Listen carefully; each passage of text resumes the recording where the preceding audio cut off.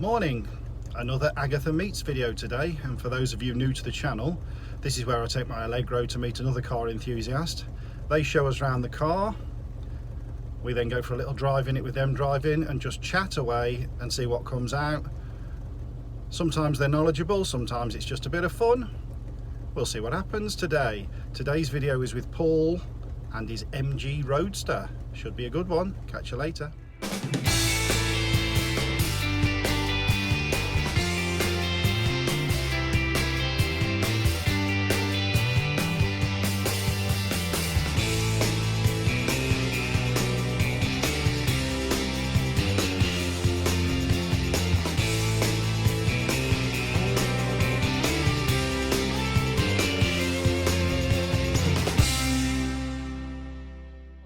My name's Paul. I own this blue MGB 1972.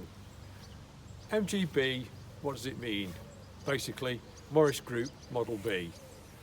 They first came off the production line in '63 after the Morris Group Model A or MGA was discontinued. They ran through until 1980. Along the way in '65, the GT or the Coupe, whatever you want to call it, came along. 67, 68, they produced a 3-litre version which used the Healy stroke Austin 3-litre engine. Bombed. Didn't really go down well, but that was because of the Morris management at the time saying this is the car and we think it's great. 74 came about the change in the car because of the requirement, because it was a very attractive car to the Americans. If you think post-war, a lot of Americans had fallen in love with MGBs while they were GIs, pilots, etc, etc. So there was still quite a demand for MGs in the States. Unfortunately, because of the smog emission requirements in California and the safety emissions, they altered the car, which brought the car up, put the plastic bumpers on, front and back, but worst thing was the fitting of the smog reduction equipment. Now in the UK there's this sort of a Marmite thing with rubber bumper cars. I've got no issue with them whatsoever because they are slightly raised and the plastic front. And in fact, a lot of people have taken to converting them to the chrome bumper by reducing them. But anyway, also during the 70s, an engine tuner named Ken Costello said, why don't we stick a 3.5, which was the Rover 3.5, which they bought from Buick, in the engine to give it that bit of pep. Because bearing in mind the car had been in production then 10 years, 11 years, and was beginning to run out of steam because a lot of the modern cars, hatchbacks, think of the Ford Escorts, Astras, would knock the spots off it. So they came along and Ken Costello put the 3.5 in. And Leyland thought, oh, we'll have some of that. They only stuck it into the GT though. There is allegedly one official MGB 3.5 Roadster, but you'll see many now conversions to 3.5 litres. The final cars came off the line in 1980, and to sort of signify the end of it, they produced, just prior to that, they produced a Jubilee model, which is a green GT, but the LEs, which are like a silver and a gold colour, are the final models. So that's the end of the MGB at that stage, although in the beginning of the 90s, there was a demand still in the Japanese market, and somebody had, instead of scrapping all the equipment, or the patent equipment, had saved it, and therefore, to meet a Japanese market, they produced the MG RV8, which then had the 3.9 engine, which is again the similar engine to what was in the Range Rover. So that was the demise of it. One thing to just sort of final anecdote was that during the late 60s, early 70s, because I think it became Leyland 67, 68, that there was a collaboration, although there weren't much in the way of collaboration between the various factions in Leyland of the various models, between Triumph and MG, which resulted in a design called the Bullet, which led to the TR7. Right. This is the standard 1798 or 1.8 MG engine. I've left it as I purchased it in 1999. I deliberately kept the British Leyland stickers, the Unipart Air. Everything is as standard as a vehicle. The only things that I've actually had done is the conversion to lead-free. And the reason that was done was that the clutch was beginning to go in the car, and you have to take the clutch out with the engine to do that. So I'd saved my pennies together and had all the ancillaries done, lead-free cylinder head, and all the other thing which is most important is the feed hoses for the fuel, for the ethanol. Yeah. Because you know the issues with ethanol. Yes, yeah. The only other thing I had fitted was a brake servo, which was an option at the time. And the reason I had that, because I used to drive a van, and you know, a couple of thousand miles a week, and to get into a vehicle without a servo could be a bit of a shock. It's very, very, very clean though. Yeah, heater matrix was changed, but that was changed not because I wanted it up rating. It was because the inlet pipes on the heater matrix, one of them fractured. Right. So, and the mice won't get in the bloody car because it was that cold. Yes, yeah. You know, keep it as it is. So it's just running a standard 1800. Standard 1800. Not messed with. The only thing that I've done or uprated from the original car, as I said when I emailed you, these are halogens. Yes. Because LED wasn't available at the time. They're steel beam units. Yes. And I've added 2 relays fitted because, as you appreciate, bit more draw. It stops the up and down on the rev. But other than that, is it still running points, or have you got electronic ignition? Electronic ignition in there. Right. Yeah. Well, the optronic. Optronic. No, very. And do you use it just in nice days and summer? Nice days and summer. Yes, I must admit it's. It's a fair weather tart. Well, that's fine. I mean, I wouldn't drive this in the winter. You know? What I tend to do, I still have my car MOT'd and serviced. Yeah. And then I'll put it away in my garage in a cocoon. Yeah. No, that's fine. I've got a trickle charger fitted as well, so when it goes back into night, it'll just be snapped in, and that'll be it. Okay. The only other thing, and they are a bit expensive, but I decided to bite the bullet, was to fit Pirelli Cinturatos from one of the, I think either Longstaff or Vintage. I forget which one of the companies it was. They are a bit expensive, but I found. So what are they? They're like tyres that look old but are new. But are new, yes. Right, and it's just made a hell of a difference to the ride. Yeah. No, it looks good. Yeah. You definitely love the car, there's no doubt. Yeah. Well, it's something I'll go and sit in my garage. I haven't got a name for my car, but I will go and sit in my garage. Yeah. I was going to ask you that actually. I'm terrible for names for cars. No. They have to be a girl, but some people say it's just a machine. How can you have a name? No. But I will.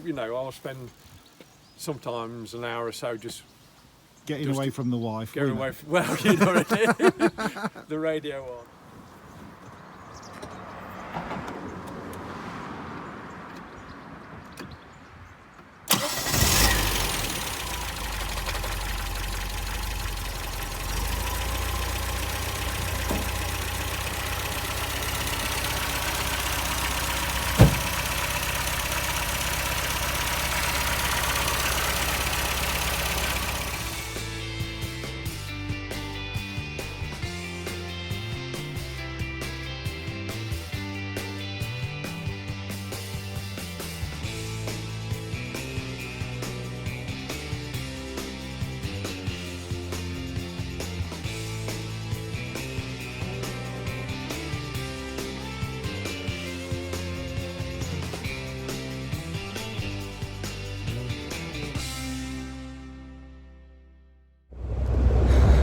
No idea if this will work, but I can't imagine I could sit in this with the roof on, really.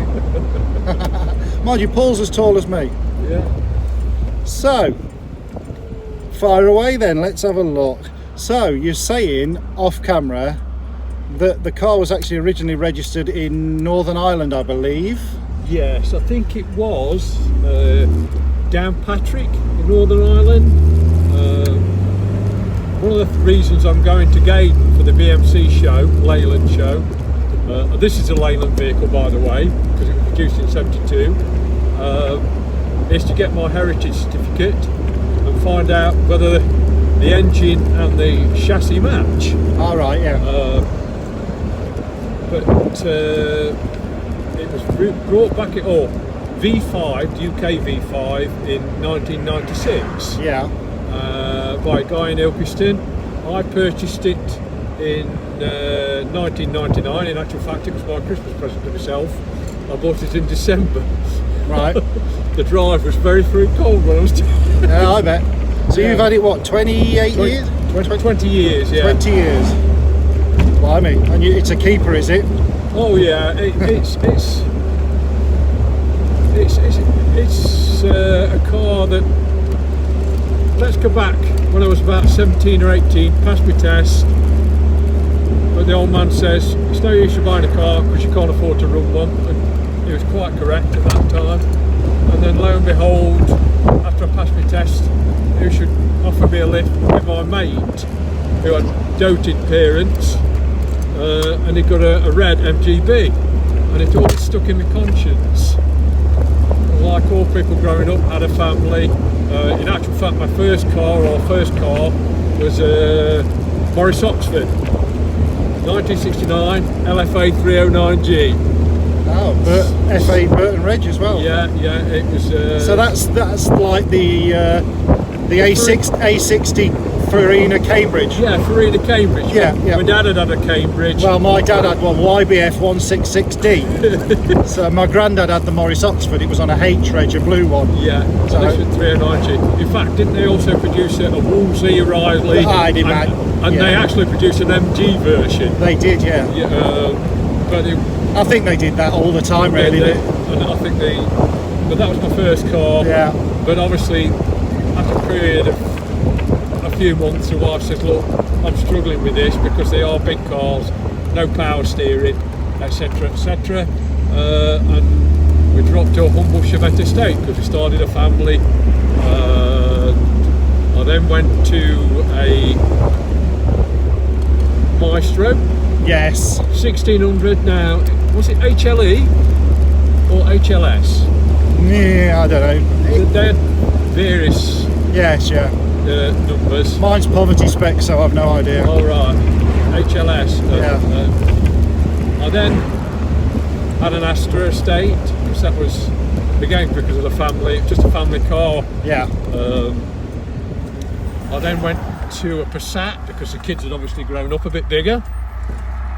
CL 2 litre, and from that I had a Rover 75. Yeah. Which was the 2 litre V6, and basically I think it was the first car that BMW were actually involved with when they took over Yes. Leyland. Yes, yeah. Because all the bits, the bolt-on bits, were actual BMW 5 Series. Yeah, I mean, I had the Freelander Series 1, and that was a BMW engine in that, the 2 litre. So, Yeah. and I think they put the same engine in the Rover 75 diesel. Yeah, it was a lovely car. Yeah, yeah. But at about that time, I thought, well, I wanted to treat myself to a classic car. But the problem is, I particularly like pre-war cars. Yeah. But the things that was in my price range to suit my body size. Yeah, well, yeah. That's the problem. Yeah, it is, yeah.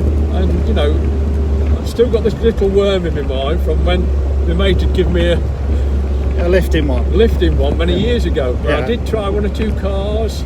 You know, I would go to classic car shows. If the owner was receptive, which they mostly were, they would let me try them for size. Yeah. In fact, I even went to look at a kit car all the way up to Blackburn, which rather annoyed me because I'd said to the people at the end, look, I'm 6'4", will I be able to get in the car? That's the main thing. Yes. It was I know how you feel. and we drove all the way up to Blackburn, and I couldn't get in the bloody thing. No, he weren't going to stop, was he? No, well, Howdy, guy. Sorry, howdy, guys. No, they deserve it. They're the new BMW. Yeah. And I came across this one for sale. Yeah. From a guy, Dolly Abbey Mills, or A.R. Griffiths. He's a repair specialist, but he also, I think, does sales, but they're not, I'm trying to think what the word is. Agency sales. They'll put the car up for sale. Yeah, a broker. A broker. Yeah. So I duly went and purchased it, did all me, etc., etc. You know, is the car right? Is the car blah? Because I mean, I think the trouble is when you buy a classic car, you're buying something with your heart sometimes. Yes, yeah. Rather than your head. So I took 2 or 3 people along to have a look at it who were non-interested parties. Yeah. I did my HPI, etc., etc., and I purchased it then. Yeah, I think you've picked a good one, to be fair. Well, it's got good bones. Yes, yeah. And the best thing, like you say, about these MGs is there's a massive following of spares and stuff. Well, that's it. You know. In fact, it's a question of where do you stop? Yeah. Because you can actually change the. I mean, this one has the overdrive gearbox. Yeah. On the switch. Yes. On there. The later models had it on the top of the knob.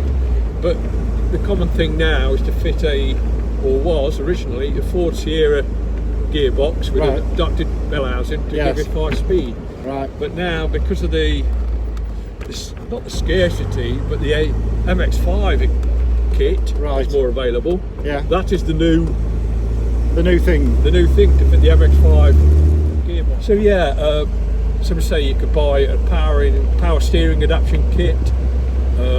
You've seen the engine, you could virtually stick whatever you wanted. Yes. Yeah, there's a fair bit of room, isn't there? Fair bit of room. That's why they put the V8 in there. Yeah. Whatever you want. I mean, currently, there's a specialist who produces what's known as the MGB LE, which is basically a Mazda MX-5 in the body of this. And 1 or 2 other bits and bobs that are not Mazda. Yeah. Now I think they go for, or were going for, around about 65,000. But have you bought an MG or have you bought a Mazda? Well, yeah. It's the thing. People like the looks of old cars, but they don't like tinkering with them. That's the thing. So. And I do believe a 6-figure sum is, or high 5 or low 6 to have them converted to battery. Yeah, that's the in thing now, isn't it? That's the that's the thing that people are doing. Basically, I spend a lot of time now converting CDs into tapes because I like to live in the era. You live in the era. I'm reliving the era. I'm the 70s. Yeah. So it would have just originally had a blanking plate, or just a blanket plate, yeah. Or the dealer would have thrown someone a radio in at the time. It depends what sort of, like all cars, what he was doing at the time, whether he needed to do that to offer a deal to somebody. Yes.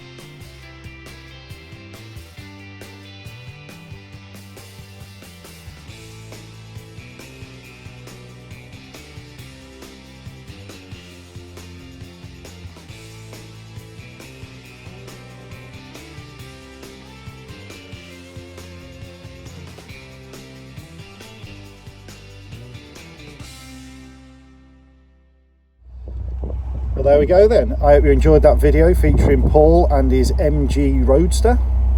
If you did, you know what to do. Like and subscribe, leave me a comment below, and I'll see you on another video. See you later.